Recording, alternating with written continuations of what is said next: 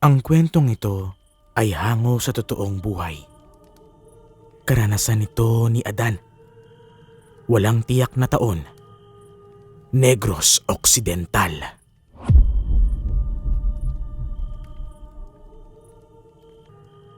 Nang mga panahong ito, sobrang hirap ng buhay ni na Adan. Halos isang beses lang sila kung makakain ng kanin sa kada linggo.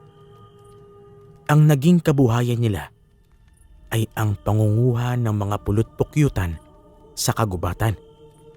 Kaya nakakatikim lang din sila ng masarap na pagkain tuwing kabilugan ng buwan. Sa mga panahong yun kasi, nagiging sagana ang pulot na siyang naibebenta nila sa kabayanan.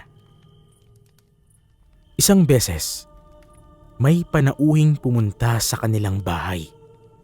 Ipinakilala yun ng kanilang ama bilang si Guado. Ayon sa tatay ni na Adan, naghahanap ito ng magiging katulong niya sa kanilang bukirin. Dagdag pa nito, gusto sana ng mama na nagngangalang Guado na isama ang isa sa kanila ni Adan. Dahil siya lang ang lalaki at ang may kapasidad na magtrabaho sa bukid, siya na ang ipinasama ng kanyang ama kay Guado. Huwag kang mag-alala. Hindi ka naman mahihirapan sa bukirin. Ikaw lang ang magbabantay ng mga nagtatrabaho. Ang gagawin mo lang ay ang magdala sa kanila ng tubig tsaka makakain. Napangiti pa si Guado kay Adan nung wikain niya ito. Dahil naramdaman ng binatilyo na mabait ang lalaki, pumayag siya sa kagustuhan nito. Uuwi naman siya tuwing Sabado at bumabalik sa lugar ni Guado tuwing Linggo ng hapon. Kaya hindi siya mangungulila sa kanyang pamilya. Bilang bayad naman sa pagtatrabaho, bibigyan ni Guado si Adan ng 5 ganta ng bigas sa tuwing uuwi ito sa kanilang baryo. Matapos ang kanilang naging usapan, sumama na si Adan kay Guado. Sumakay sila sa kabayo hanggang sa makarating na sila sa nayon kung saan nakatira ang lalaki. Sa unang araw ni Adan doon, ipinakilala siya sa mga taong kasama ni Guado sa loob ng bahay. Iginala rin siya ng lalaki sa lupain nito at itinuro kung saan ang bahaging tinatrabaho ng mga tao na kinakailangan niyang bantayan. Maraming mga mapanlamang sa mga tao ko. Kapag walang mga matang nakabantay sa kanila, nagnanakaw sila ng mga pwede nilang pakinabangan. Siya nga pala, halika at ipapakita ko sa iyo ang bodega. Ipapakita ko rin sa iyo ang rason kung bakit ako nagkaroon ng ganitong yaman. Nanabik si Adan dahil sa sinabi sa kanya ni Guado.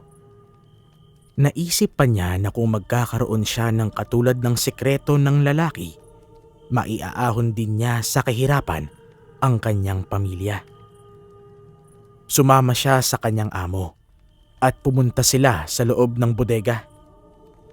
Pagkapasok pa lang ni Adan doon, sumalubong agad sa kanya ang nakasusulasok na amoy.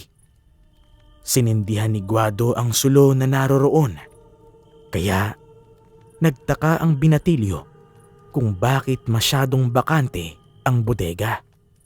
Nataliwas sa kanyang inaakala.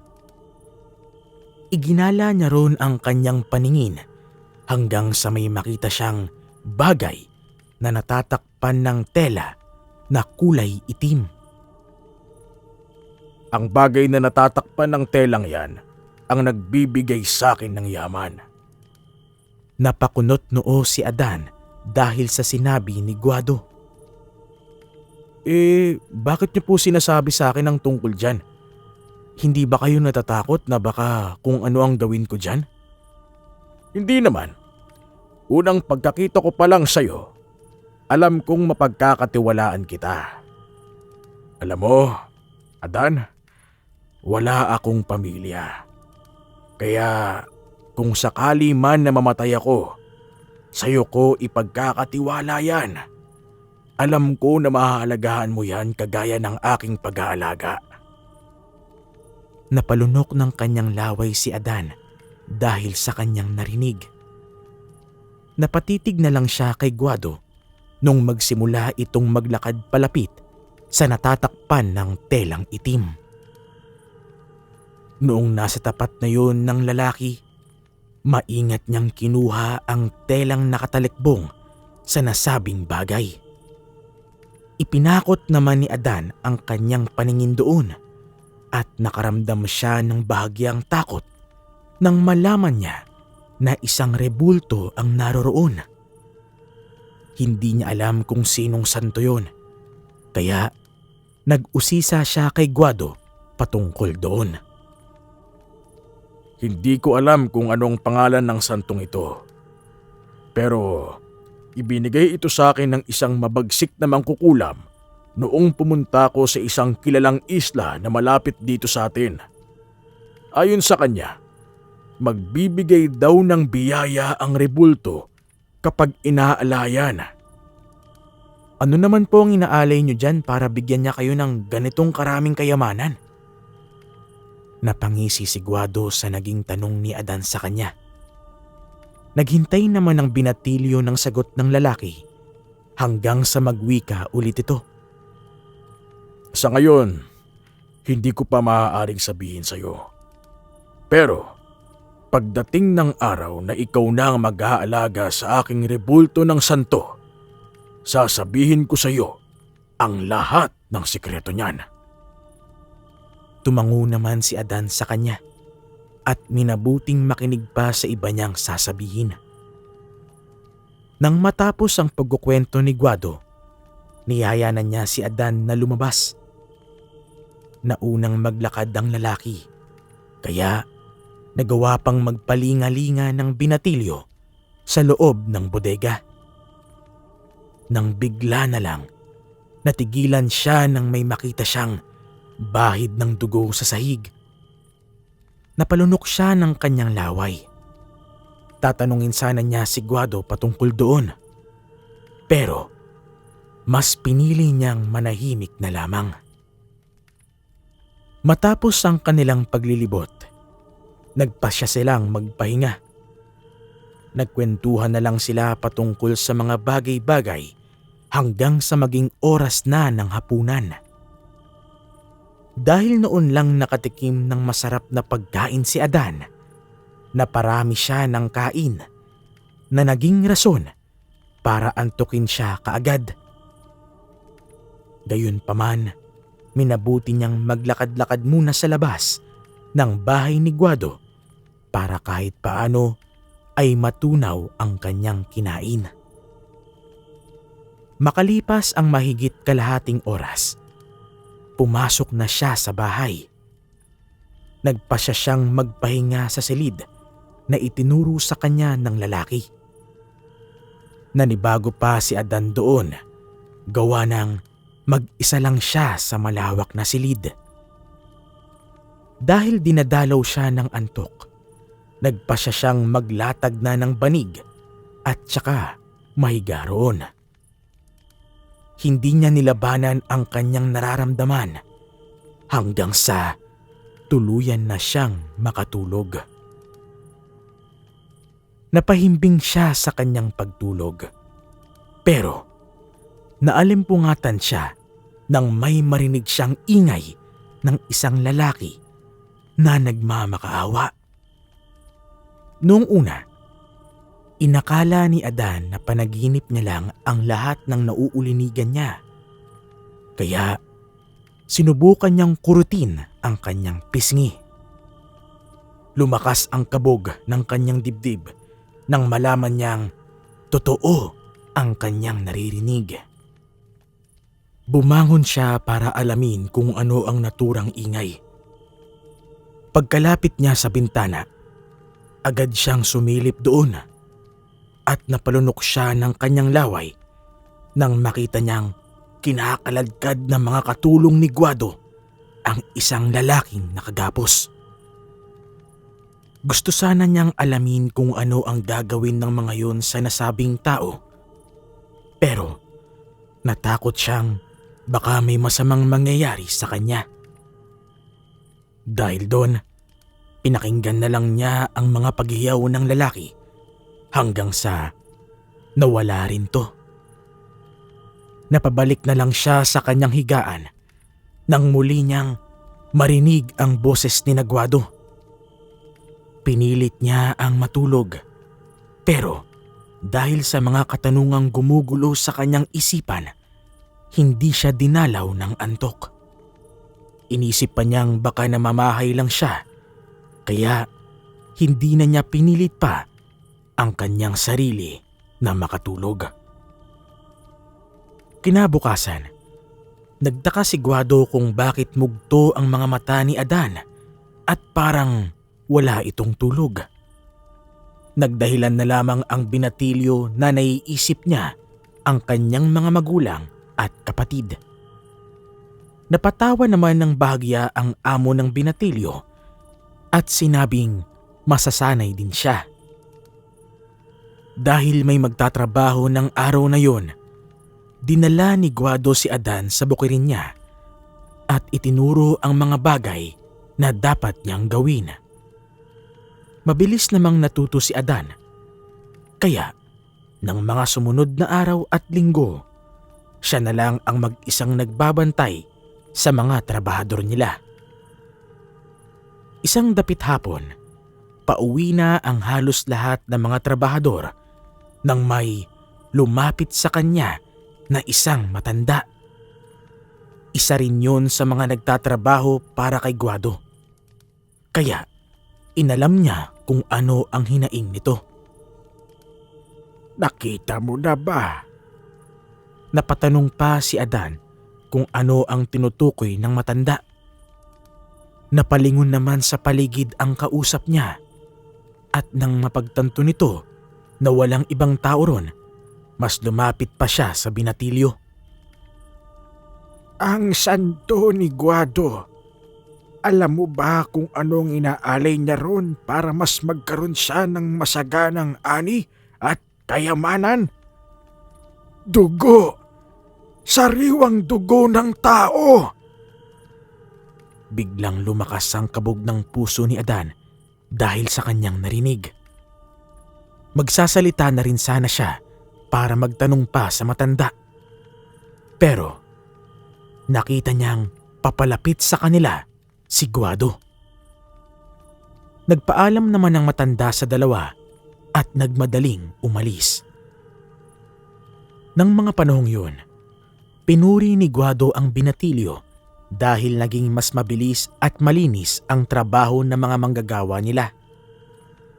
Napangiti na lang doon si Adan at sinabing masisipag naman talaga ang mga trabahador at hindi na rin kailangan pang bantayan ng maigi. Dahil malapit na ring dumilim ang paligid, nagkayayaan na silang bumalik sa bahay ni Guado. Pagdating niya ron, nagtaka si Adan kung anong meron at marami ang handa. Napangiti na lang ang kanyang amo. Nagpahanda ako dahil alam kong magiging masagana ang ating ani sa mga susunod na buwan. Nakapag-alay kami kagabi sa Mahimalang Santo at kahit kailan, hindi pa niya ako binigo. Napalunok lang ng kanyang laway ang binatilyo nang maalala niya ang nakagisnan niyang ingay. Ganun po ba? Ibig sabihin po, makakauwi muna ako sa aming bahay kapag nangyari yun? Oo naman, at padadalhan kita ng mga produktong mula rito. Ako ang bahala sa iyo, Adan. Basta, kung ano man ang nakikita mo rito, huwag mo nang sabihin pa sa ibang tao, ha? Napatango na lang si Adan sa sinabi ng kanyang amo bilang pagsang-ayon. Nun din, nagsalo-salo sila sa nakahaing pagkain. Pagkatapos nun, nagpasya na ang binatilyo na magpahinga. Nung nasa silid na siya, sinubukan niya ang makatulog. Pero kahit lumipas na ang halos 3 oras, hindi pa rin niya magawa ito. Pakiramdam kasi ng binatilyo, parang may kung anong tumatawag sa kanya at naguutos na puntahan ang bodega para alamin kung ano ang itsura ng mahimalang santo. Nakaramdam siya ng takot, pero mas nangibabaw ang kanyang kuryosidad. Nagmatsyag si Adan sa paligid nang malaman niyang tahimik na ang paligid at tulog na rin ang kanyang mga kasamahan sa bahay. Lumabas siya sa kanyang kwarto at minabuti niyang pumunta sa bandang likod bahay ni Guado. Pagdating niya ron, sinubukan niyang buksan ang pintuan. Napailing na lang siya nang malamang nakakandado pala yun. Dahil dito, umikot siya hanggang sa makarating siya sa likuran ng bodega. May nakita siyang siwang na tinagpian lang ng yero, kaya kinuha niya yun at dun siya dumaan para makapasok. Pagkapasok niya sa loob ng bodega, agad siyang napaduwal nang malanghap niya ang amoy ng nabubulok na dugo. Medyo madilim doon dahil iisang sululang ang nagbibigay ng liwanag doon. Kahit na ganon, nasipat pa rin niya ang kinaroroonan ng rebulto. Nilapitan niya ang sinasabing mahimalang santo at napaatras siya ng isang hakbang nang makita niyang wala nang nakasaklob na tela ron.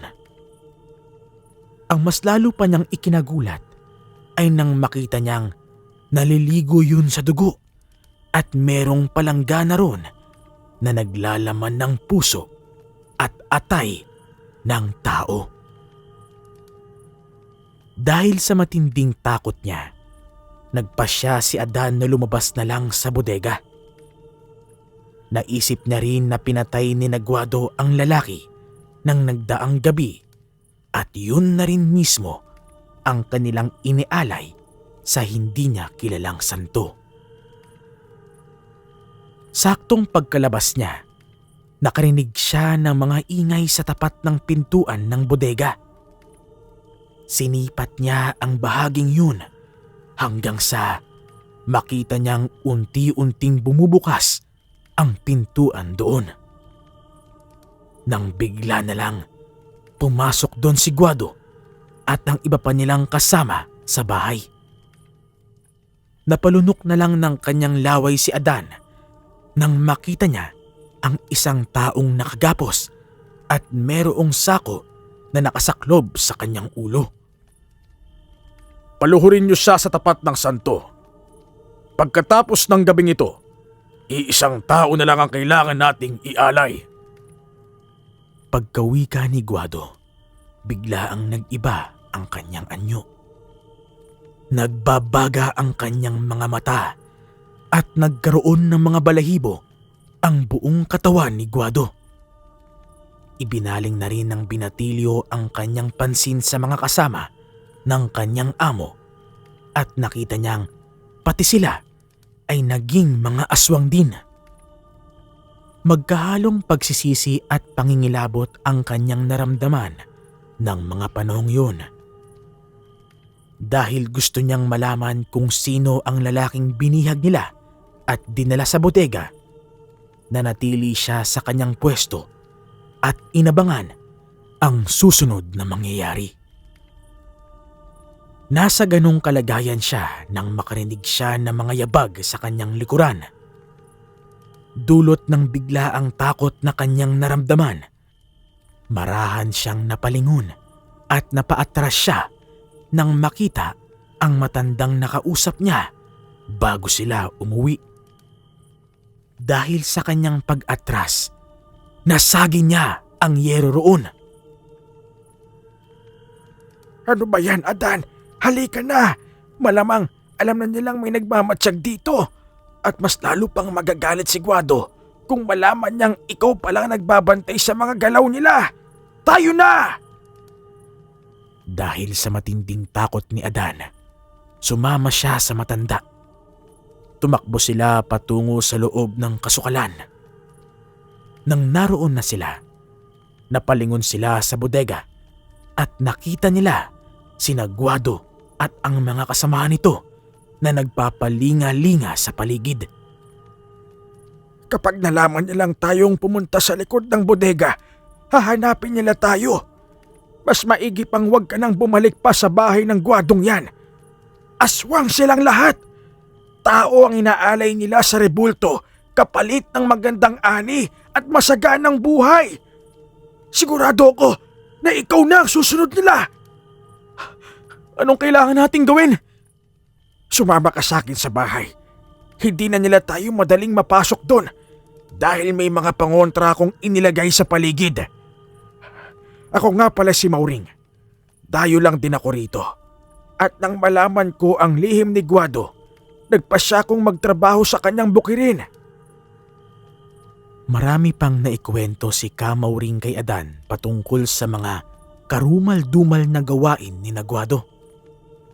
Sinabi na rin niyang isa siyang albularyo na napadpad lang sa lugar na yun. Nalaman din ng binatilyo na kaya pala walang gaanong babae sa kanilang nayon dahil natatakot sila na kapag magbubuntis sila ay kukunin lang ng mga aswang at kakainin ang nasa sinapupunan nila. Nang makarating sila sa bahay ni Kamauring, sinabihan siya ng matanda na maligo para hindi na masundan ng mga aswang ang kanilang amoy. Sinunod naman yun ni Adan.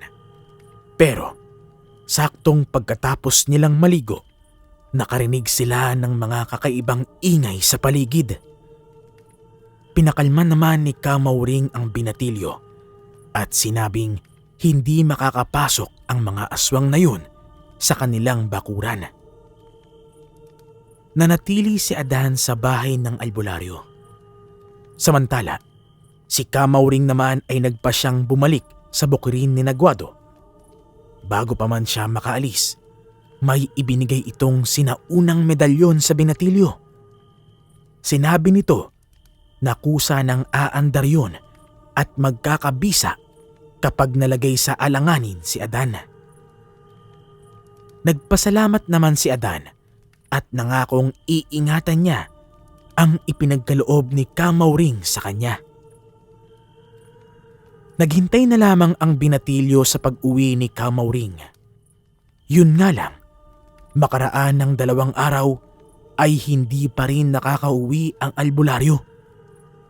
Nagtaka si Adan at nabahala para sa albularyo. Dahil dito, sa halip na tumunganga at maghintay sa pag-uwi ng matanda, minabuti niyang sundan na lang ito sa mismong bukirin ni Guado.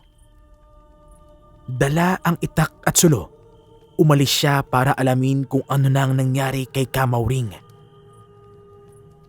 Habang papalapit siya sa bukirin, nakaramdam siya ng kakaibang init. Parang may pumipigil sa kanya, pero hindi niya ito pinansin. Nagpatuloy siya hanggang sa makarating na siya roon. Nang malaman niyang wala ng mga tao sa bukiring tinatrabaho ni Kamauring, mas lalo pa siyang kinutuban na mayroong masamang nangyari sa matanda. Para alamin kung ano talaga ang nangyari, nagpasya si Adan na pumunta sa mismong bahay ni Guado. Nang natatanaw niya na ito, nakarinig siya ng ingay sa loob ng bodega. Dahil dito, sa halip na magpatuloy, tinungo ng binatilyo ang bodega para malaman kung ano ang nangyayari roon. Para hindi siya makita, pinatay niya ang apoy sa kanyang hawak na sulo at marahang pumunta sa bandang likuran ng bodega. Pagdating niya ron, kinuha ulit niya ang yerong nakatakip sa siwang ng dingding. Pagkasilip niya, lumakas ang kanyang kutob nang malaman na nakagapos doon si Kamauring. Iginala pa ni Adan ang kanyang paningin hanggang sa makita niya ang rebulto ron na wala ng takip na tela. Naalala niya ang narinig niyang wika ni Guado na iisa na lang ang kailangan niyang ialay. Kaya nabahala siya para sa matandang albularyo. Nang mapagtanto ni Adan na wala si Guado sa loob, pumasok siya. Nagulat pa si Kamauring dahil sa presensya niya. Anong ginagawa mo rito? Bakit ka sumunod sa akin? Baka mapahamak ka, Adan. Kailangang iligtas kita. Baka kung ano pong gawin ni Guado sa inyo. Pero malalagay naman sa peligro ang buhay mo.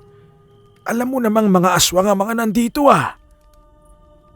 Hindi sumagot si Adan sa sinabi ng albularyo sa kanya. Pinutol na lang nito ang tali at nang magawa na niya, sinabi niya kay Kamauring na sa butas na tinakpan ng yero na lang sila dadaan para makalabas doon. Tayo na! Kailangan po nating makaalis dito. Baka malaman agad ni Guado na nakatakas ka na. Hindi dapat natin hayaang maging alay ka para sa kuno'y mahimalang santo niya. Doon din, lumabas sila sa bodega. Saktong pagkalabas nila, nakarinig sila ng boses na papalapit doon.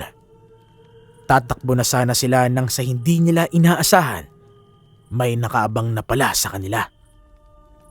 Napasigaw ang isang aswang. Kaya tumakbo rin si Guado patungo sa kinaroroonan ni Adan. At nandito ka pala, Adan. Hindi ko aakalaing ikaw pa mismo ang magliligtas sa traidor na ito. Kung gayon, mas mabuti. Dalawang magiging alay natin sa gabing ito. Napatawa pa si Guado nang wikain niya yun. At inaakala ba ninyo na magagawa niyo yan? Nagkataon lang na pinatulog niyo ako. Kaya nahuli niyo ako at naikulong. Napatawa ulit si Guado. Noon din, sinabi niya sa kanyang mga kasama na hulihin sina Adan at Kamauring para maialay na sa rebultong sinasamba nila. Napatango naman ang mga aswang at inikutan nila ang binatilyo at albularyo. Natakot naman si Adan doon. Pero sinabihan siya ni Kamauring na hindi dapat matakot. Nang makita nila na naghahanda na ang mga aswang, dumampot ng sanga si Kamauring. Ibinigay niya yon kay Adan at siya ang humawak ng itak. Sa isang pagkisap ng mga mata ng binatilyo, sumugod sa kanila ang mga aswang. Sinabi naman ni Kamauring kay Adan na siya na ang bahala sa mga nilalang na nandoon. Nilabanan ni Kamauring ang mga nilalang hanggang sa isa-isa niyang napatumba ang mga ito. Sa hindi inasahan, nagawang masukol na mga aswang si Kamauring. Tutulong na sana si Adan sa matandang albularyo. Ngunit biglaan siyang inatake ni Guado. Inilaga niya yun at dahil sa kanyang ginawa, nabawal siya at gumulong patungo sa kinaroroonan ng matandang albularyo. Nang mga panahong yun, nag-init ang pakiramdam ni Adan at pakiramdam niya ay may nakasapi sa kanyang katawan. Nang makita niyang nabitawan na ni Kamauring ang itak, dinampot niya ito at hinawakan ng mahigpit. Sige, Adan. Tignan natin kung hanggang saan ang kakayahan mo. Alam kong wala ka pang karanasan. Kaya madali kitang maiaalay sa aking rebulto. Adan, huwag kang magpapatalo sa aswang na yan. Lumaban ka kahit pa na wala kang karanasan. Gabay mo na ang bahala sa'yo. Napaangil lang si Guado. Mas nagbaga rin ang kanyang mga mata nang makita niya ang medalyong suot ni Adan.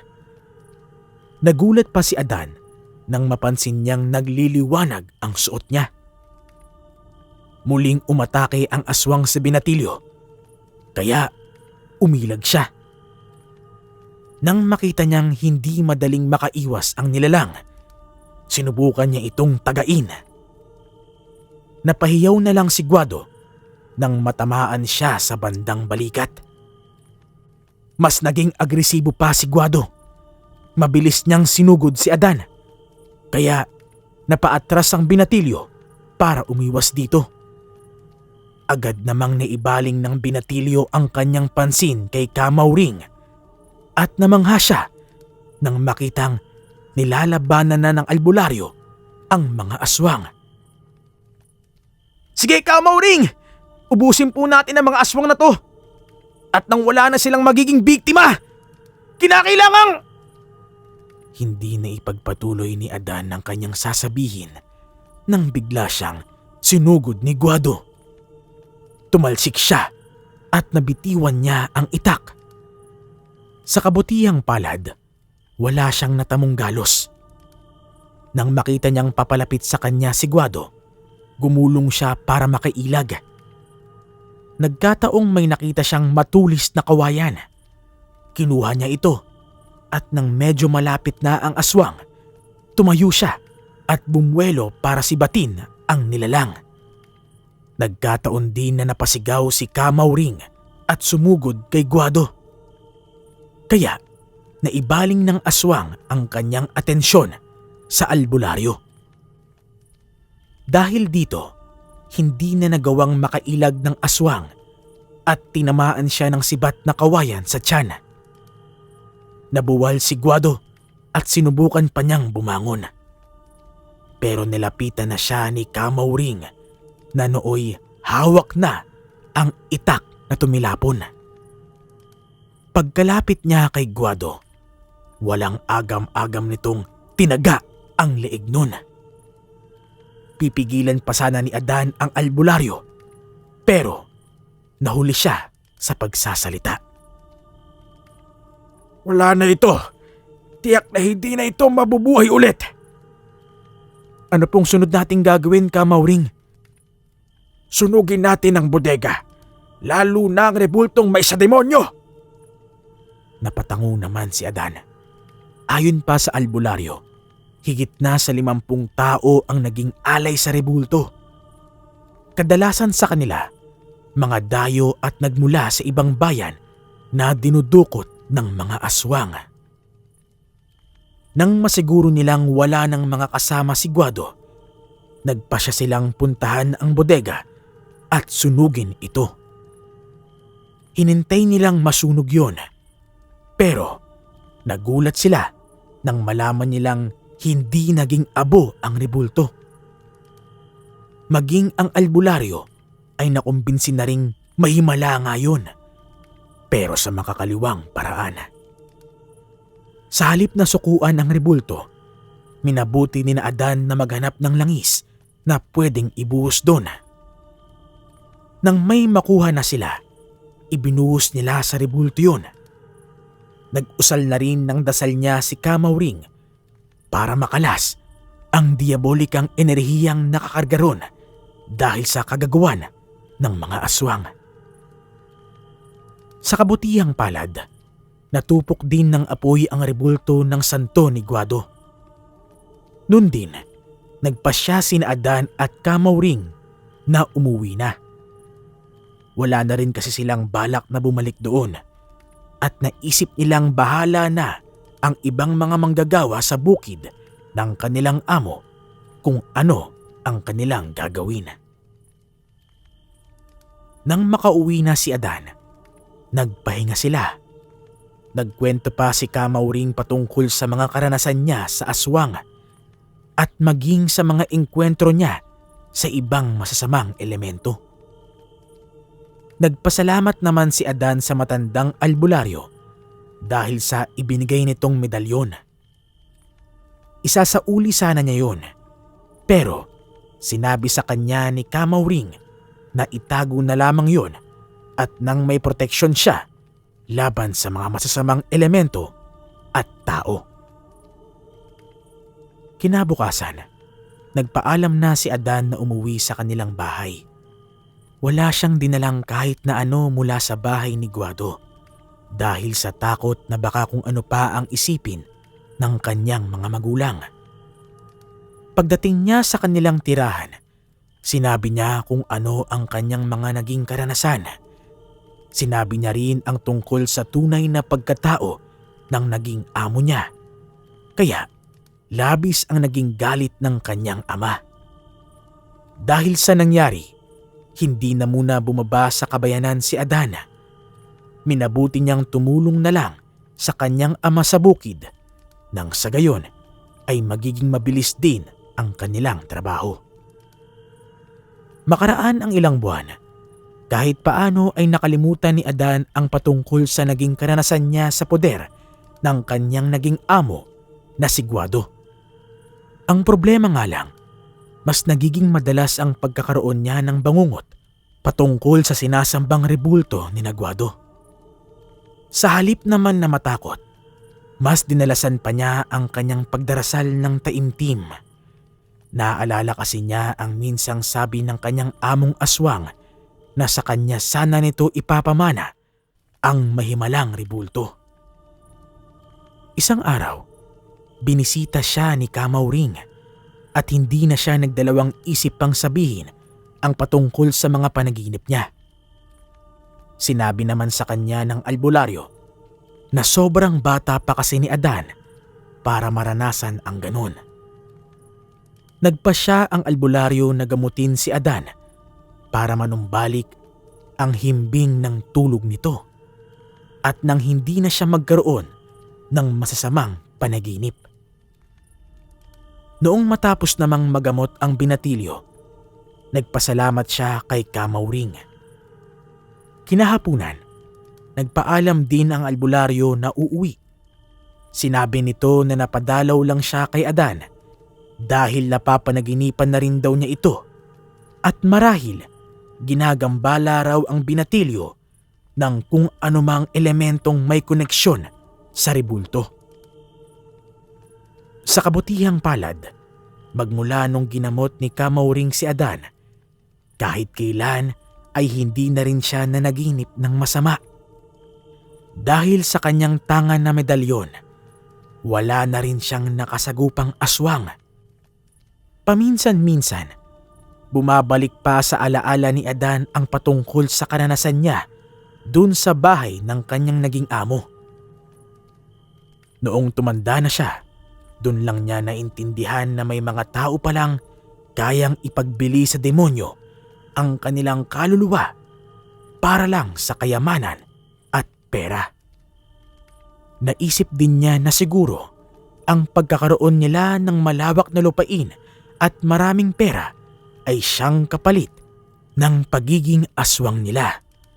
At ito ay para mas mapadali ang pagkuha nila ng magiging alay sa mahimalang santo ni Guado.